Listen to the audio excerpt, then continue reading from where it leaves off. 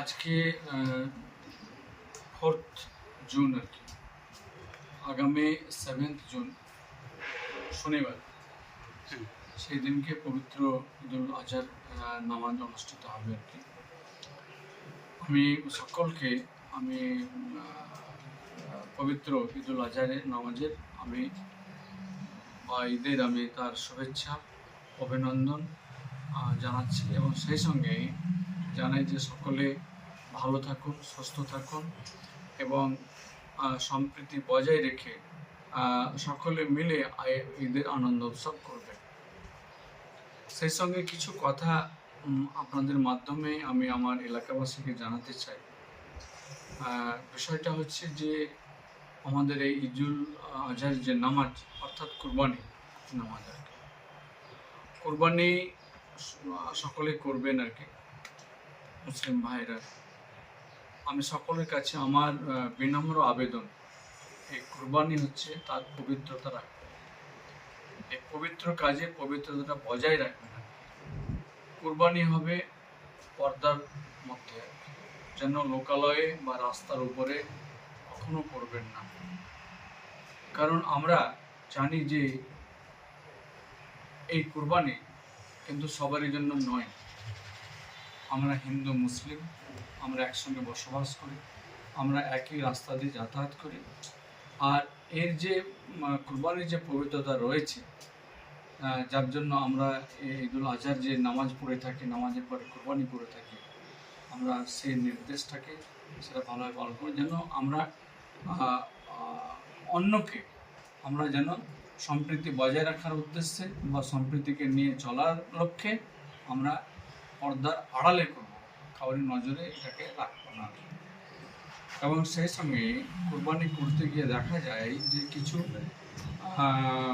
সে পশুর আর কি যে কুরবানি হয়ে থাকে, তার রক্ত থেকে বা ওয়েস্টেজ ম্যাটেরিয়াল মানে অঙ্গ থেকে সেগুলো যত্রতত্র যেন না থাকে, একটু গর্ত করে আর কি সেটাকে পুঁতে দেওয়ার জন্য আমি সকলের কাছে আমার বিনম্র আবেদন রইল। সেই সঙ্গে আরও একটা বিষয় আপনাদের মাধ্যমে জানাতে চাইছি, সেটা হচ্ছে যে ঈদের সময় আমার যে যুবক ছেলেরা বা ভাইরা, বিশেষ করে যারা 12 থেকে 25 বছরের মধ্যে রয়েছে, তারাকে দেখি যত্রতত্র আনন্দে আবেগে তারা বাইক চলাচল করে আর কি। এবং বাইকে একা নয়, হয়তো এক থেকে একাধিক 2জন 3জনও বসে পড়ে আর কি। এবং শুধু একই বাইক চলছে তা নয়, বাইকটা হয়তো একাধিক বাইকও যাচ্ছে আর কি। কে কত জোরে যেতে পারে, কে কত তাড়াতাড়ি পৌঁছতে পারে, এরকমটা আমরা দেখে থাকি। ফলে কি হয় যে নিজেদের মধ্যে একটা দুর্ঘটনায় আমরা ভুগতে দেখছি আর কি, বা দুর্ঘটনার মধ্যে পড়তে দেখছি। এটা থেকে আমাদেরকে বাঁচতে হবে, কারণ আমরা ঘর থেকে বেরোলে পরিবারের সদস্যরা, গার্জেনরা বা আর যারা আছেন আর কি, তারা কিন্তু আমাদের ফেরার দিকে তাকিয়ে থাকে। কাজে ঈদ যেন আমরা ভালোভাবে করতে পারি, সকলে আনন্দ করতে পারি, যার জন্য আমরা বাইককে প্রয়োজনের নিরিখে আমরা সেই লিমিটেড স্পিডের মধ্যে চালাবো এবং নিজেও সুস্থ থাকবো এবং পরিবার বা প্রতিবেশীকেও আমরা সুস্থ রাখবো। এটাই হবে সকলের ইচ্ছা এবং এটাকে করতে হবে। এটা অভিভাবকদের উদ্দেশ্য আমি আপনাদের মাধ্যমে জানাচ্ছি। কাজে সকলে ভালো থাকুন। সেই সঙ্গে আরেকটা কথা বলি, এই বাইক নিয়ে আর কি, আমাদের সেফ ড্রাইভ সেভ লাইফ, আমাদের পুলিশ প্রশাসন সদা সর্বদা এই ব্যাপারে তিনাদের যে রাস্তা দেখিয়ে থাকেন। কাজেই পুলিশের যে নির্দেশ বা আমাদের রাজ্যের যে সেফ ড্রাইভ সেভ লাইফের উপরে যে নির্দেশ আমার মানুষের প্রতি রয়েছে, সেটাকে কিন্তু ফলো আপ করবো আমি বলছি, সেটা ফলো আপ করবেন আর কি।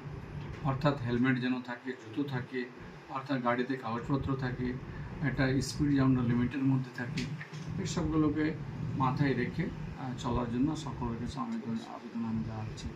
পরিশেষে আরও একবার জানাই যে যেহেতু এখনও 5-6 তারিখ পরে 7 তারিখ আসবে ঈদুল আজহারে, আবারও আমি সকলকে অ্যাডভান্স আমার প্রীতির শুভেচ্ছা অভিনন্দন। ভালো থাকুন, সুস্থ থাকুন এবং সকলের সাফল্য কামনা করছি, সুস্থতা কামনা করছি এবং সকলেই যেন আমরা ঐক্যবদ্ধভাবে সম্প্রীতি এবং একে অপরের পরিপূরক বজায় রাখতে পারি, সেই দিকে আমি চলার জন্য সকলের কাছে নিবেদন রাখছি। ধন্যবাদ।